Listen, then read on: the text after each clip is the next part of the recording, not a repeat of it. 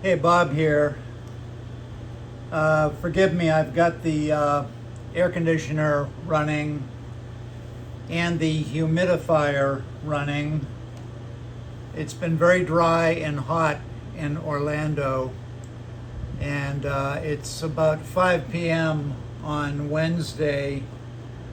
This is the second to last day of August, the 30th of August, 2025. Anyway, I just wanted to do a little quick demo here. This won't be too long. I've got my top curved liners glued in. I'm building two guitars, and these liners have been glued for several days now, maybe a week. I've been working on the other guitar the last couple of days. So this is not the guitar that I was working on the last couple of days, but the other of the two. And anyway, I buy this kerfing from John Peterson in California. I bought enough for pretty much my whole career, and I use it. He does the work for me just on the kerfing, top and back kerfing. So I just want to show you what I do here. Right now the kerfing is all a little bit higher than the sides, and the final height of the sides has been pretty much planed into the sides. There's a little adjusting to do, but the next step, these curves are a little higher than the sides. So what I do is I start with 120 sandpaper. On this side of the sandpaper, it's 120 grit. On the other side, it's 150. And then I also have plenty of 220 here. Okay. One thing I like to do after I glue up my sandpaper, I don't know if you can see this, I like to cut a slight curve on one edge. Okay? So there would be the curve. You can probably see it there. Okay? And I do that because it allows me to get into the bottom part of the curved lining when I'm sanding. Having a curve, when I curl it a little bit, I end up with sort of a point. So anyway, it just makes it easier to sand. So for the sake of demonstration, I don't usually start at this point, but I just want to show you what I do. I like to sand off this square, these two angles. I don't like it. I like it to be rounded over.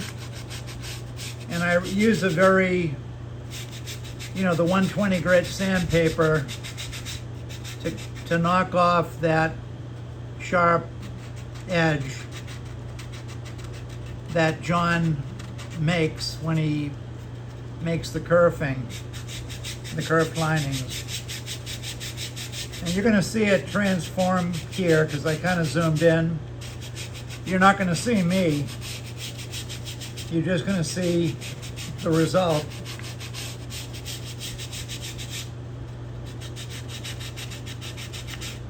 Boring to watch, but you get the idea. And by curving the sandpaper, it lets me get in to that close part. Up here it's nice and fat, then it's angled down. And this curving, cutting the paper semicircular, just very shallow curve, and getting in there. I usually wear a mask when I do this, but I'm trying to talk over an air conditioner and a humidifier. Now, my humidity and my temperature in this room right now is 83.7 degrees.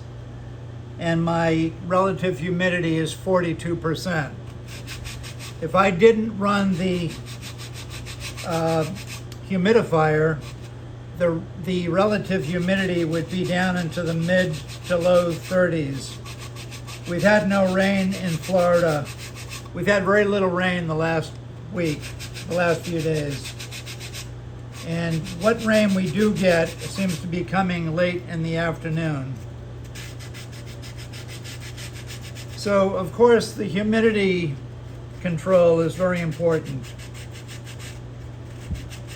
I like to build between 40 and 45. That's where I like to be, and right now I'm at 42. A lot of people think that it's because we have high humidity outside in Florida.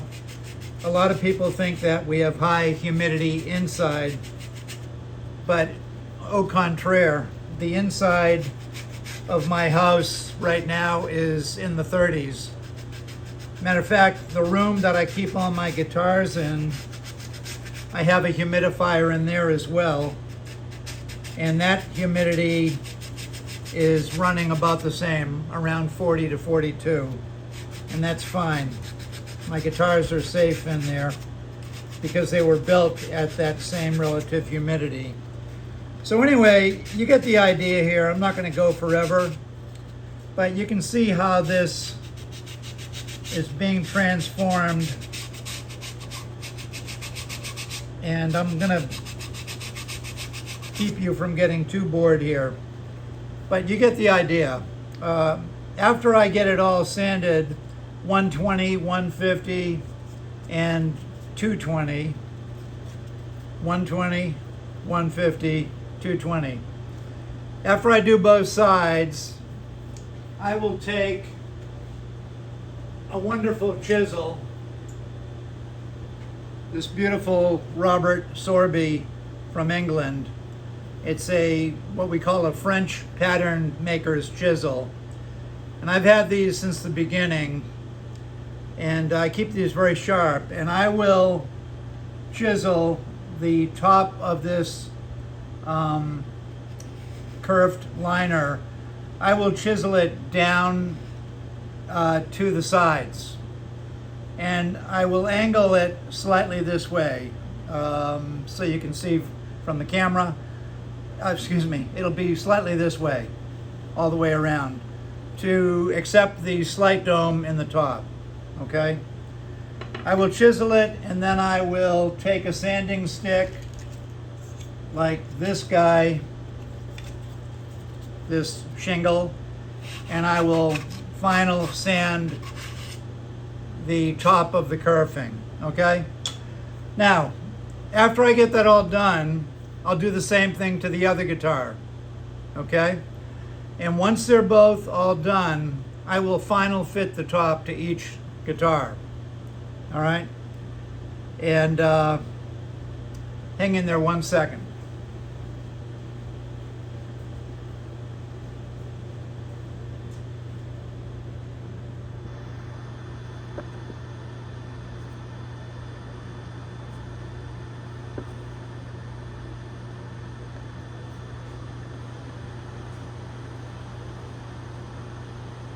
Okay, so here I am. So I'll final fit the top to each one, and I will clamp the top in place, and then I will make 2 little blocks, one for here and one for here, 4 little blocks, and on the other side as well, one for here, one for here. I call them soldiers. That's what I call them, because they stand there like this, and they essentially hold the bottom of the cross braces. I glue them right up against the cross brace, but when I'm gluing them in place, I make sure that no glue gets on the bottom of the brace. I put the top in, flip the guitar over. I make these little soldiers. They're about 1 1/8 inch tall. Sometimes I make them longer. And I shape them to where they're going to fit. I glue them in place, being careful not to get any glue on the bottom of the harmonic braces, the upper brace and the lower cross brace. Okay? And so that's what's going to be going on the next, few sessions. And then once the top is fit, normally I would glue on the back and then I would glue on the top and the guitar would be closed up. But because I'm putting a sound port on each guitar, after I get both tops fit, I will glue in some rosewood, Brazilian rosewood here to reinforce this upper bout. And I will bring it from the block, the neck block, all the way to just about this little soldier.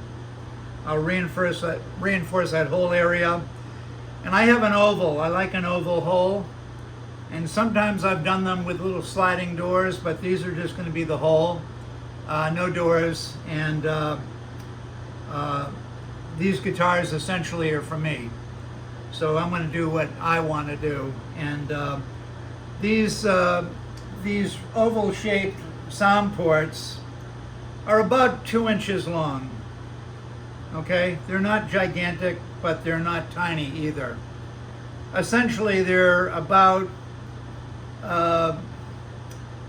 maybe a little shorter than 2 inches and a little narrower than 1 inch. Okay, and I'll demo that when I get to that point. That's it. I just wanted to show you how I round the kerfing here, and then I will chisel the top of it, flush with the sides, and sand. And then once I get that done to both of them, I'll put the top in place and I'll start doing the final fitting.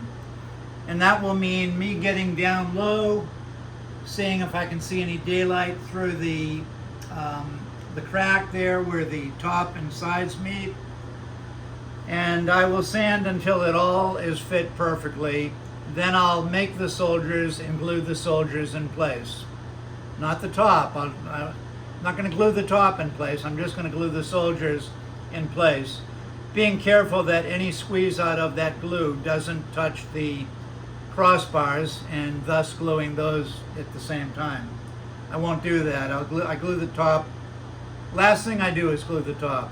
Okay? And that's it. Bob wrapping it up. I hope you all had a great July. And it's hot as hell here. I've already been in my pool today. And I don't often work at 5 p.m., but today I am. And I'll probably go till 6 and call it a day. Okay? So, yeah, that's it. Just sanding the kerfing,